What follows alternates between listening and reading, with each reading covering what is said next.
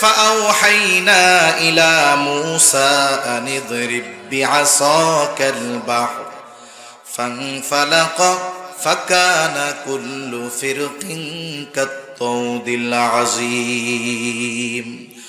আল্লাহ তাআলা ওহী পাঠায় দিলেন মূসা আলাইহিস সালামের কাছে, প্রত্যাদেশ পাঠায় দিলেন।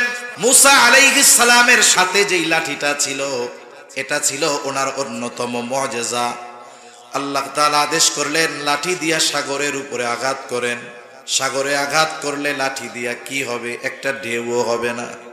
কিন্তু মূসা আলাইহিস সালাম বলেন নাই কেন মারবো, আদেশ করার সাথে সাথে বাড়ি মেরা দিছে। সুবহানাল্লাহ।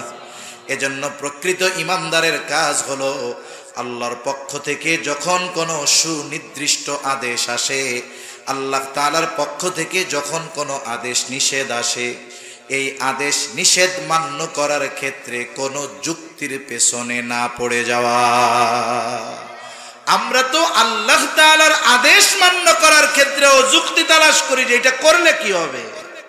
এটা ঠিক নয়। ইমানদারের কাজ আল্লাহর পক্ষ থেকে আদেশ আসছে, এর করলে কি হবে না করলে কি হবে এত কিছুর দরকার নেই। আল্লাহ তাআলা আদেশ করেছে, ওই আদেশ অনুযায়ী আমল করা, এটাই হলো প্রকৃত ইমানদারের কাজ। ঠিক কিনা বলেন? মূসা আলাইহিস সালাম লাঠি দিয়া সাগরের উপরে বাড়ি মেরে দিছেন। বাড়ি মারার সাথে সাথে সাগর দ্বিখণ্ডিত হয়ে গেছে। শুধু সাগর দ্বিখণ্ডিত হয়ে গেছে এমনটা নয়, ফাকানা কুল্লু ফিরকিন কাত-তাউদিল আযীম, প্রত্যেকটা খণ্ড, প্রত্যেকটা ভাগ পাহাড় সাদৃশ্য উঁচু দেয়ালের মতো হয়ে গেছে। দুই দিকে সইরা গেছে, মধ্যে দিয়ে ফাঁকা রাস্তা, শুকনা ঠনঠনা রাস্তা আল্লাহ বানায়া দিছে। মূসা আলাইহিস সালামের কিছু বক্তব্য আছে না, যে বড় বড় নেতারা বক্তব্য দেয় নির্বাচনের আগে, দেয় না? এই নির্বাচনের বক্তব্য অধিকাংশ ক্ষেত্রে মুখ আর মাইকে আর কানে বাজে, বাস্তবে পরিণত হয় না কখনো। কিন্তু মূসা আলাইহিস সালাম যে বক্তব্য দিয়েছে কখনো ধরা পড়বো না, কাল্লা, ধরা পড়বো না। কেন? ইন্না মাইয়া রাব্বি, নিশ্চয় আমার রব সাথে আছে। ধরা পড়বো না কেন? বলে সায়াহদিন, আমার রব আমারে পথ দেখায়া দিবে। সুবহানাল্লাহ বলেন। এই বক্তব্যের বাস্তবতা বনি ইসরাইল স্বচক্ষে দেখছে। এইবার তারা রাস্তা দিয়ে পার হওয়া শুরু করে দিছে। আল্লাহ তাআলা কোরআনুল কারীমের আরেক জায়গায় বলেন, ওয়াজাওয়াজনা বিবানি ইসরাঈলাল বাহরা ফাআতবাআহুম ফিরআউনু বিজুনুদিহি বাগয়ান ওয়া আদওয়া। আল্লাহ তাআলা জানায় দেন, আমি বনি ইসরাইলদেরকে সমুদ্র পার করায় দিলাম। যখন বনি ইসরাইল মাঝ পথ অতিক্রম করলো, ফেরাউন তার বাহিনী নিয়ে সমুদ্রের পাড়ে, রাস্তার পাড়ে চলে আসছে। আইসা দেখে বিশাল এক রাস্তা। সে খুব ভালো মতো আমার আপনার চাইতে আল্লাহ তাআলাকে বেশি ভালো ফেরাউন চিনত। মুফাসসিরিনে কেরাম বলেন, যদিও ফেরাউন মানুষের সামনে দিনের বেলায় নিজেরে বলতো আনা রব্বুকুমুল আলা, আমি হইলাম বড় রব, কিন্তু রাতের বেলা পা উপরে দিয়া মাথা নিচে দিয়া কান্না করতো আর বলতো আল্লাহ তুমি সবচেয়ে বড় রব, কিন্তু আমি তো দুনিয়া চাই, এটা আমারে দেন। তার মানে ফেরাউন আল্লাহরে খুব ভালো মতো চিনে। দেখবেন যেই বেটা ঘুমায় থাকে এর ঘুম থেকে জাগানো যায় না, ঠিক না? যদি আমি ঘুমের বান ধরি 50 ডাক দিলে উঠবো না, খালি আর যে বেটা আসলে ঘুম, ওরে 2 ধাক্কা দিলেও লাফাইয়া উঠা বসে পড়বে। কি হয়েছে? ফেরাউন তো আল্লাহরে ভালো মতো চিনে। এই জন্যই যখন মূসা আর হারুন আলাইহিমাস সালাম দুইজন যাইয়া এক রবের দাওয়াত দিছে, না চেনার ভান করে যে ক্বালা ফামার রাব্বুকুমা ইয়া মূসা, হে মূসা তোমাকে দুইজনের রব আবার কেডা? আমি হইলাম বড় রব। এটা হলো চিনেও না চেনার ভান করা, চিনেও না চিনার ভান করা। তো যাই হোক, সে তো বুঝতে পারছে এই রাস্তা দিয়ে বনি ইসরাইল নিরাপদ জায়গায় পৌঁছায়া যাচ্ছে, আর এই রাস্তা ওদের জন্য নিরাপদ, কিন্তু আমার জন্য বিপদ।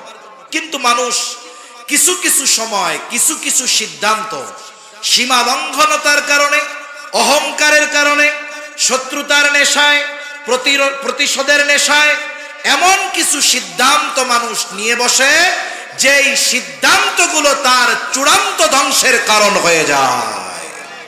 মনে রাখবেন, যেই জমিনের উপরে মুসলমানদের উপরে রক্ত পড়ে, মুসলমানদের রক্তের দ্বারা জমিনের পবিত্রতা বাড়ে। ওই জমিন যেমন চাষ দেওয়ার জন্য পানির দরকার হয়, একটা জমিন যত উর্বর জমিন হোক, বলেন তো ওই জমিন যদি পানির দ্বারা নরম না হয়, ওই জমিনের উপরে যদি আপনি ধান চাষ করেন, ধান জীবনেও হবে না। ওইখানে পানি দরকার। ওই সুপ্ত জমিন, শুকনা জমিন, মৃত জমিন, এটাকে উর্বর করার জন্য পানি দরকার। অনুরূপ ভাবে যেই জায়গায় ইসলামের জন্য মুসলমানদের রক্ত প্রবাহিত হয়, ওই জমিনকে আল্লাহ তাআলা ইসলামের জন্য অতি দ্রুত কবুল করে নেয়। মনে রাখতে হবে, আপনি আমি অনেক কথা, অনেক বয়ান শুনেছি, নবীজির ভবিষ্যৎবাণী শুনেছি, পূর্ব দিকে এক যুদ্ধ হবে ইমানদার আর মুশরিকদের মধ্যে। মনে রাখতে হবে, সেই ভবিষ্যৎবাণী অনুযায়ী আমরা হলাম সেই মুসলিম বাহিনী, আর আমাদের পাশে আল্লাহর নবী ঘোষিত সেই মুশরিকেরা ওই যুদ্ধের প্রেক্ষাপট তৈরি করতেছে। মুসলমানদের রক্তে জমিন রঞ্জিত হচ্ছে।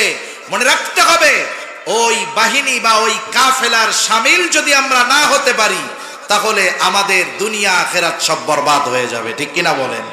এজন্য মানসিক প্রস্তুতি আমাদের নিয়ে রাখা দরকার। আল্লাহ তাআলা বলেন, বনি ইসরাইলদেরকে আমি সমুদ্র পার করায় দিলাম। যখন তারা মাছ দরিয়ায় চলে আসছে, ফেরাউন তার বাহিনী নিয়ে, সে যদিও জানে এই রাস্তা আমার জন্য নিরাপদ নয়, কিন্তু ওই যে শত্রুতা, প্রতিশোধের নেশা, সীমা লঙ্ঘন করা, এই কারণগুলার জন্য সে তাদের অনুসরণ করা শুরু করলো।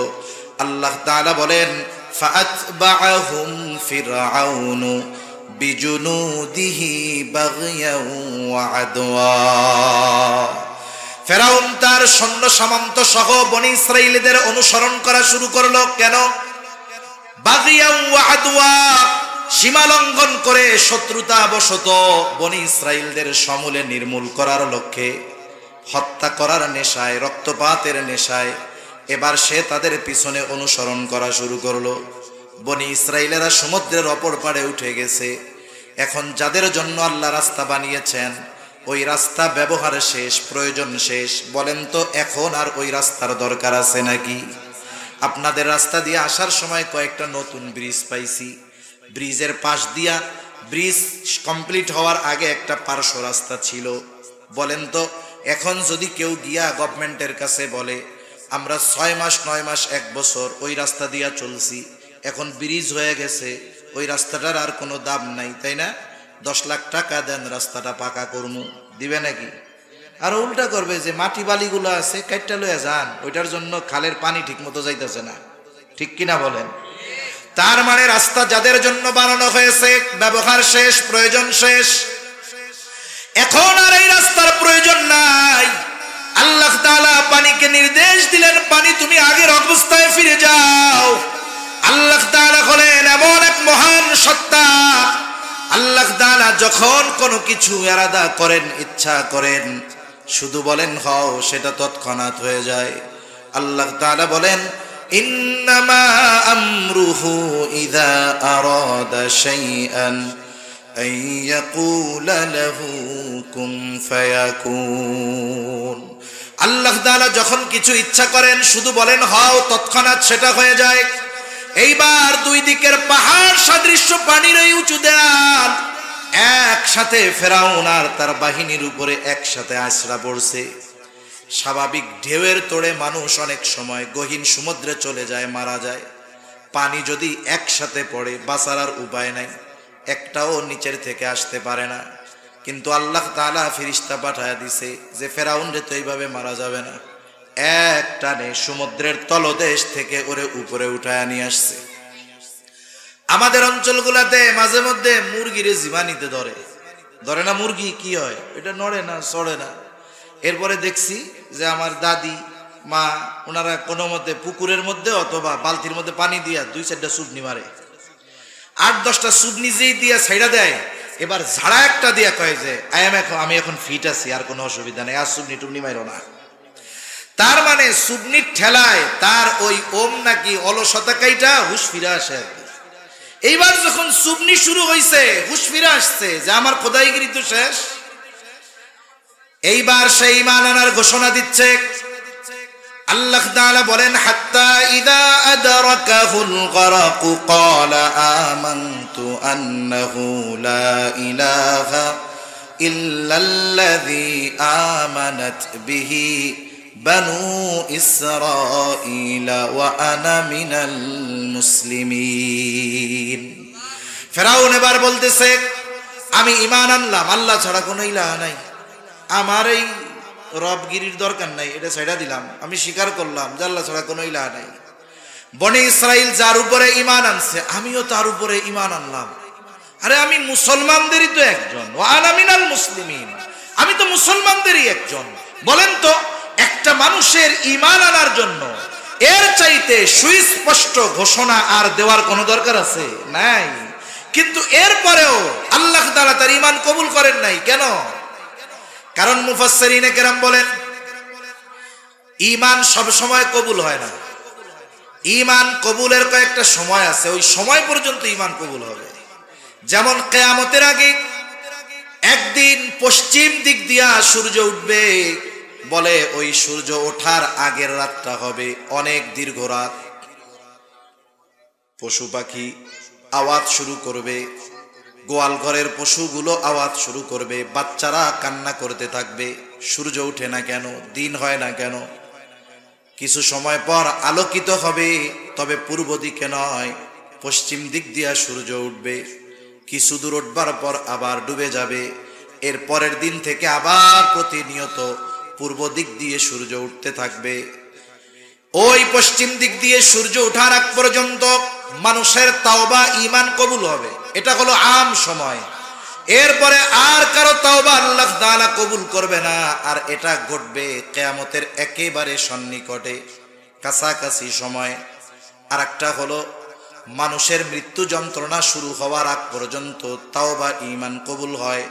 নবীজি সাল্লাল্লাহু আলাইহি ওয়াসাল্লাম বলেন, ইন্নাল্লাহা ইয়াকবালু তাওবাতাল আবদি হাত্তা মা লাম ইউগারগির।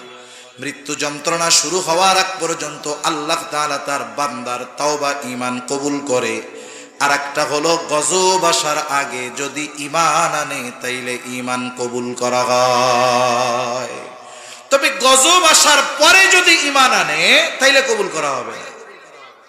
যেমন ইউনূস আলাইহিস সালামের সম্প্রদায় অবাধ্য এক জাতি ছিল। তাদের অবাধ্যতা যখন চূড়ান্ত পর্যায়ে পৌঁছা গেল, আল্লাহ তাআলার পক্ষ থেকে ঘোষণা আসলো 3 দিন পর তাদের উপরে গজব আসবে।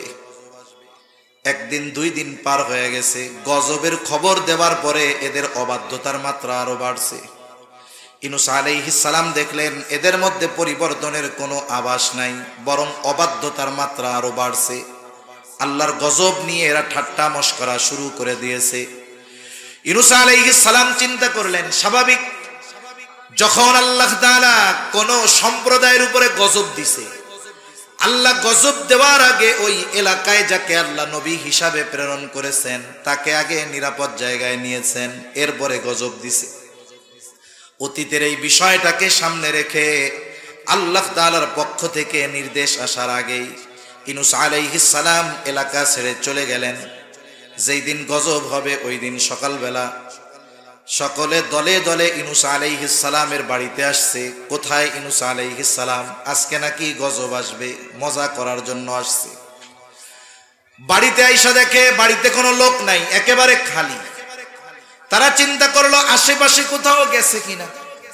কয়েকজনকে পাঠায় দিছে, যাও আশেপাশে কোথাও ইউনূস আলাইহিস সালাম আছে কিনা একটু খোঁজ খবর নিয়ে আসো। তারা দীর্ঘ সময় তন্ন তন্ন করে খুঁজে এসে বলে কোথাও তার কোনো খবর নাই।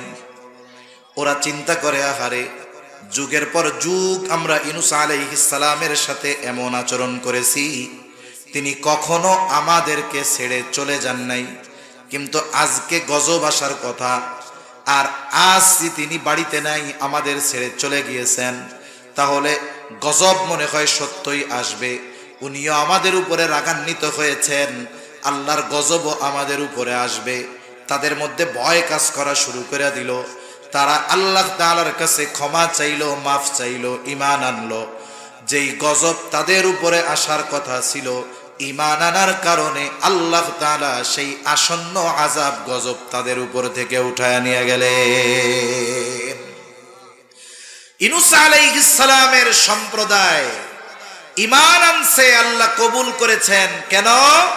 বলে গজব আসার আগে ঈমান আনছে। আর গজব আল্লাহ উঠায় নিছেন কেন?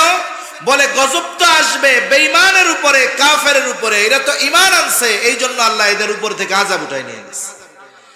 কিন্তু ফেরাউন তো আযাব আসার আগে ঈমান আনে নাই, বরং যখন সুবনি শুরু হয়েছে তখন সেই ঈমান আনার ঘোষণা দিয়েছে। এই জন্য আল্লাহ তাআলা সুস্পষ্টভাবে ঈমানের ঘোষণা দেওয়ার পরেও ফেরাউনের ঈমান তওবা আল্লাহ তাআলা কবুল করে নাই। এই যে ফেরাউন যে লোহিত সাগরের মধ্যে ডুইবা সলিল সমাধি ঘটল ফেরাউনের, সমুদ্রের অপর পারে দাঁড়িয়ে একেবারে সচক্ষে বনি ইসরাইলরা এই দৃশ্য দেখছে। এর মাধ্যমে কি হলো? মুসা আলাইহিস সালামের যেই বক্তব্য, এর সত্যতা তারা নিজের চোখে দেখলো, যে ধরা কখনোই পড়ব না। কেন পড়ব না? কারণ আজকেই ফেরাউনের শেষ দিন, চোখের সামনে ফেরাউন শেষ। দ্বিতীয়ত ধরা পড়ব না কেন? রব সাথে আছে, রাস্তা বানায় দিবে। আল্লাহ সমুদ্রের মধ্যে দিয়ে রাস্তা বানায় দিছে। বলেন তো, এই বিষয়টা যদি কোনো দুর্বল ইমানদার দেখে, বেঈমানও যদি দেখে, আল্লাহর এই কুদরত দেখার পরে আল্লাহর উপরে এবং তাদের উপরে, তাদের কাছে যেই নবী ছিল তার উপরে আস্থা, আল্লাহর প্রতি ঈমান আর কথা ছিল, ঠিক কিনা বলেন? এত বড় নিয়ামত তারা পাইছে যে আল্লাহ তাআলা সমুদ্রের মধ্যে দিয়ে রাস্তা বানায় দিছে, পরবর্তীতে যেন কোনো চিন্তা না আসে মাথার মধ্যে, এই জন্য চোখের সামনে ফেরাউনরে শেষ করে দিছে। কিন্তু এদের পরিণতি কি হইল? এই নিয়ামতটা পাওয়ার পরেও ওই পারে গিয়ে এখন তারা টেনশন করতেছে, থাকমু কোথায় আর খামু কি? চিন্তা করছেন? সমুদ্রের ওই পারে গিয়ে তাদের টেনশন এখন কি? থাকবো কোথায়, খাবো কি? যেই আল্লাহ সমুদ্রের মধ্যে দিয়ে রাস্তা বানাইতে পারে, ওই আল্লাহ তাদের খাওয়ানোর ব্যবস্থা করতে পারে কি পারে না? তারা এবার কয়, মিশরেই ভালো ছিলাম, কমপক্ষে মাথা গুজার ঠাই তো কিছু ছিল। হ্যাঁ, আল্লাহ তাআলা তাদের জন্য মেঘমালারে ছাদ বানায় দিয়েছেন। আল্লাহ তাআলা বলেন, ওয়াযাল্লালনা আলাইকুমুল গামামা ওয়া আনজালনা আলাইকুমুল মান্না ওয়াসসালওয়া। কয় থাকমু কোথায়, খামু কি? মাথার উপরে তো কিছুই নাই। আল্লাহ তাআলা তাদের জন্য মেঘমালারে ছাদ বানায় দিলেন। সাথে সাথে আল্লাহ তাআলা আসমানি খাবারের ব্যবস্থা তাদের জন্য করলেন। মান্না সালওয়ার ব্যবস্থা আল্লাহ তাদের জন্য করেছে। আল্লাহ সুবহানাহু ওয়া তাআলা তাদেরকে মূলত জেরুজালেমের কর্তৃত্ব পুনরায় তাদের হাতে ফিরায়া দিতে চাচ্ছিলেন। ফেরাউনের জুলুম থেকে তারা বাঁচল। তাদের যে আদি পুরুষ হযরত ইয়াকুব আলাইহিস সালাম, ওনার সময় ইউসুফ আলাইহিস সালামের আহ্বানে যে বনি ইসরাইলেরা মিশর হিজরত করে চলে গেছিল, আল্লাহ তাআলা চাইলেন আবার জেরুজালেম বাইতুল মুকাদ্দাসের কর্তৃত্ব এদের হাতে আল্লাহ তুলে দিবে। ওই সময়টাতে পৃথিবীর সবচাইতে উর্বর এবং সবচাইতে উন্নত দামি জায়গা যেটা ছিল সেটার নাম হলো এই জেরুজালেম, বাইতুল মুকাদ্দাস। ওটা ছিল ওই সময়ের সবচাইতে দামি ভূমি। আল্লাহ তাআলা চাইলেন এটার কর্তৃত্ব তাদের হাতে ফিরিয়ে দিবেন। সবচাইতে আধুনিক শহর, সবচাইতে উর্বর জমিন ছিল এই বাইতুল মুকাদ্দাস, পৃথিবীর সবচাইতে দামি জায়গা। যেমন দেখেন না, আমেরিকার নিউ ইয়র্ক সিটিতে একটা ফ্ল্যাট থাকলে বাবা শত শত কোটি টাকা লাগে একটা ফ্ল্যাট কিনতে। দুবাইতে একটা ফ্ল্যাট কিনে মানুষ শুনি শত শত কোটি টাকা দিয়ে, বাড়ি না জমি না একটা ফ্ল্যাট কিনে। ওই রকম তৎকালীন সময়ের সবচাইতে পবিত্র, সবচাইতে মূল্যবান, সবচাইতে আধুনিক, সবচাইতে উর্বর জায়গা ছিল এই বাইতুল মুকাদ্দাস। কারণ এর আশপাশ আল্লাহ তাআলা বরকত দিয়া ভরপুর করে দিছে, ঠিক কিনা বলেন? এর আশপাশ বরকতময়, স্বয়ং আল্লাহ তাআলা বলছে। সবচাইতে বেশি নবী রাসূলরা ওই জায়গায় একত্রিত হইছে। সব নবী রাসূলের উপস্থিতিতে, আমার আপনার নবীর ইমামতিতে ওই জায়গায় 2 রাকাত নামাজ হইছে। এজন্য আল্লাহ তাআলা, এটা তো মেরাজের শুরু হওয়ার ভূমি, আল্লাহ তাআলা ইসরা করাইছেন মসজিদুল হারাম থেকে মসজিদে আকসা। মসজিদে আকসা থেকে নবীজির সফর শুরু হইছে ঊর্ধ্বলোকে। এই মসজিদুল হারাম থেকে মসজিদুল আকসা পর্যন্ত মধ্যবর্তী জায়গায় আল্লাহ তাআলার অসংখ্য নিদর্শন আছে, যেগুলো আল্লাহ তাআলা ওই মেরাজের সফরের আগে আমার আপনার নবীজিরে দেখাইছে। এ বাইতুল মুকাদ্দাস, আমার ভাই আরবি বক্তৃতায় বলতেছিলেন যে এই বাইতুল মুকাদ্দাস নবীজির মেরাজ শুরুর জায়গা। এই বাইতুল মুকাদ্দাস মসজিদুল আকসা, এটা আমাদের মুসলমানদের প্রথম কিবলা। এটা পৃথিবীর 3য় সবচাইতে সম্মানিত স্থান। এই জায়গার দিকে ফিরে নবীজি 17 মাস নামাজ পড়ছে, এই দিকে ফিরে নবী, আমার আপনার নবী। এজন্য এই বাইতুল মুকাদ্দাসের সাথে আমাদের ঈমানের, আমলের একটা সম্পর্ক রয়েছে, ঠিক কিনা বলেন? এটা সেই জায়গা। ওই জায়গার কর্তৃত্ব ওদের হাতে আল্লাহ দিতে চাচ্ছেন, কিন্তু দিবেন কি? দামি জিনিস যদি বিনা পরিশ্রমে মানুষ পায়, এটার কদর করে না তো। ওই সময় ওইখানে শাসন করত আমালিকা গোত্র। এরা খুব শক্তিশালী ছিল। তবে যতই শক্তিশালী হোক না কেন, আল্লাহ তাআলা যাদের সাথে আছে, শক্তিশালী যতই হোক শত্রু বাহিনী, আল্লাহ যাদের সাথে আছে বিজয় তাদেরই হবে, ঠিক কিনা বলেন? এখন মুসা আলাইহিস সালাম সাদও হইছে, খাবারের ব্যবস্থাও হইছে। এখন মুসা আলাইহিস সালামকে আল্লাহ জানায়া দিছেন ওদেরকে ওই আমালিকা গোত্রের সাথে একটু যুদ্ধ করতে হবে। তবে লড়াই হবে ঠিক, জয় এদেরই হবে, এ ব্যাপারে কোনো সন্দেহ নেই। মুসা আলাইহিস সালাম তার সম্প্রদায়কে ডাইকা বলতেছে, আল্লাহ তাআলা কোরআনুল কারীমের মধ্যে বলেন, ওয়া ইয ক্বালা মূসা লিকাওমিহি ইয়া কওমি যকুরু নি'মাতাল্লাহি আলাইকুম ইয জাআলা ফীকুম আমবিয়া ওয়া জাআলাকুম মুলুকা ওয়া আতাকুম মা লাম ইউতি আহাদাম মিনাল আলামিন। আমি যেই কথা বলতেছিলাম যে আল্লাহ তাআলা এই জাতিকে কত নেয়ামত দিয়েছে, কোরআনুল কারীমে সূরা বাকারার মধ্যে ধারাবাহিকভাবে বনি ইসরাইলকে প্রদত্ত অনেকগুলো নেয়ামতের কথা আল্লাহ বর্ণনা করেছেন। আবার এই নেয়ামতগুলোর বিপরীতে তাদের যে নাশকরি, এগুলোর বিষয়ও আল্লাহ তাআলা উল্লেখ করেছে। মুসা আলাইহিস সালাম তাদেরকে যুদ্ধের নির্দেশ দেওয়ার আগে নেয়ামতের কথা স্মরণ করায় দিচ্ছে।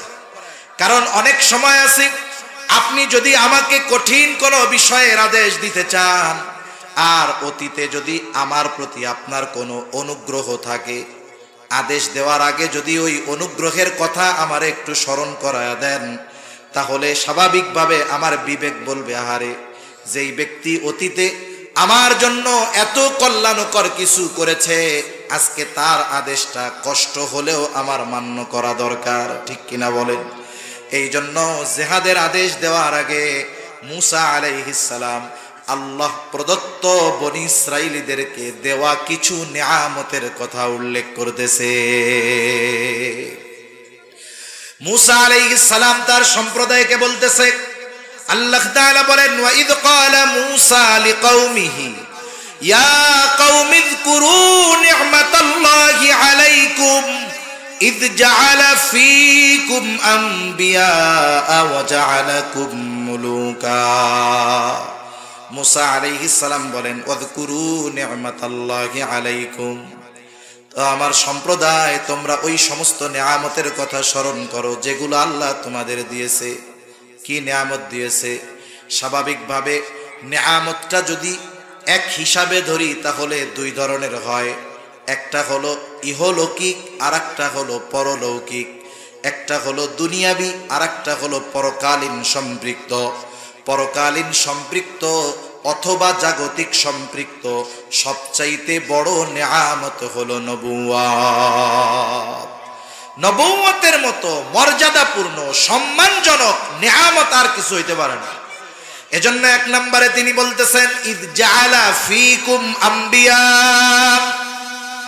তোমাদের মধ্য থেকে আল্লাহ তাআলা অনেক নবী প্রেরণ করেছেন, নবী বানিয়েছে। বনি ইসরাইলের নবীর সংখ্যা কত?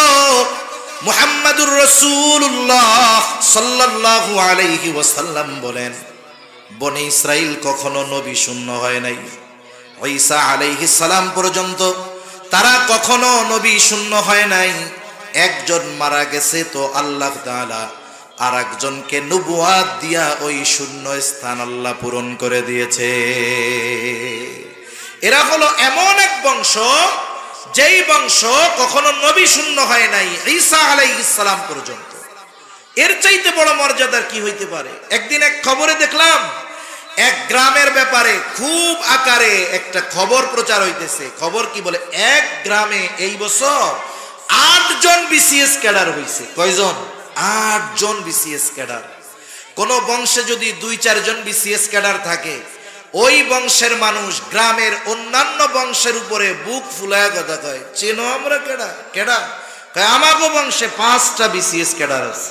গর্বের সাথে বলে, কি বলে না? দুনিয়াবি একটু সামান্য উচ্চ চাকরিধারী হলে তারে নিয়ে মানুষ গর্ব করে, অথচ যেই বংশে ধারাবাহিকতার ক্রমান্বয়ে নবী রাসূলগণের আগমন ঘটেছে, তাহলে ওই বংশের জন্য এটা আল্লাহর পক্ষ থেকে কত বড় নিয়ামত ছিল। শুধু যে আল্লাহ তাআলা তাদেরকে এই মর্যাদা দিয়েছে তা নয়, জাগতিক মর্যাদার মধ্যে সবচাইতে উচ্চ মর্যাদা হলো বাদশাহী রাজত্ব। মুসা আলাইহিস সালাম এই কথাও বলতেছেন, ওয়া জাআলাকুম মুলুকা, যে আল্লাহ তাআলা তোমাদেরকে দুনিয়ার বাদশাহীও দান করেছে। দাউদ আলাইহিস সালাম, সুলাইমান আলাইহিস সালাম যদি মুসা আলাইহিস সালামের পরে, কিন্তু বনি ইসরাইলের মধ্যে আল্লাহ তাআলা এইরকম বড় বড় বাদশাহ দান করছে। জাগতিক নিয়ামতের মধ্যে অন্যতম বড় নিয়ামত হলো রাষ্ট্র পরিচালনার দায়িত্ব পাওয়া। আল্লাহ এটাও তোমাকে দিছে। শুধু তাই না, ওয়া আতাকুম মা লাম ইউতি আহাদাম মিনাল আলামিন, বলে আল্লাহ তাআলা তোমাদেরকে যেই নিয়ামত দিয়েছে, গোটা বিশ্ব জগতে এইরকম নিয়ামত আর কাউকে আল্লাহ দেয় না। তোমাদেরকে আল্লাহ এমন কিছু নিয়ামত দিছে যা গোটা পৃথিবীতে আর কাউকে দেয় নাই। এটা ওই সময় পর্যন্ত ঠিক ছিল, কিন্তু আমার আপনার নবী আগমনের মাধ্যমে আগের বিষয়টা যে গোটা পৃথিবীর মধ্যে আর কাউরে দেয় নাই, এই বিষয়টা আর নাই। কিন্তু মুসা আলাইহিস সালাম যখন বনি ইসরাইলীদেরকে বলেছে যে আল্লাহ তাআলা তোমাদেরকে এমন কিছু নিয়ামত দিছে যা গোটা বিশ্ব জগতে আর কাউকে দেয় নাই, ওই সময় পর্যন্ত আল্লাহ প্রদত্ত সবচাইতে বেশি নিয়ামত প্রাপ্ত যেই জাতি, সেটা ছিল বনি ইসরাইল। এত নিয়ামত তারা পাইছে আল্লাহর পক্ষ থেকে। এই নিয়ামতের কথা স্মরণ করায় দিয়া এইবার মুসা আলাইহিস সালাম তাদেরকে যুদ্ধের আদেশ দিছে। চিন্তা করছে, ইহলৌকিক বড় নিয়ামত নবুয়তের কথা উল্লেখ করলাম, পরলৌকিক বড় নিয়ামত নবুয়তের কথা বললাম, ইহকালীন বড় নিয়ামত মুলকিয়াত রাজত্বের কথা উল্লেখ করলাম, অগণিত নিয়ামতের কথা বললাম। যেই আল্লাহ এত নিয়ামত দিছে, এইবার ওই আল্লাহর আদেশটা একটু এদেরকে বলি, হয়তো এখন তারা যুদ্ধ করতে রাজি হবে। এবার উনি আদেশ দিচ্ছেন,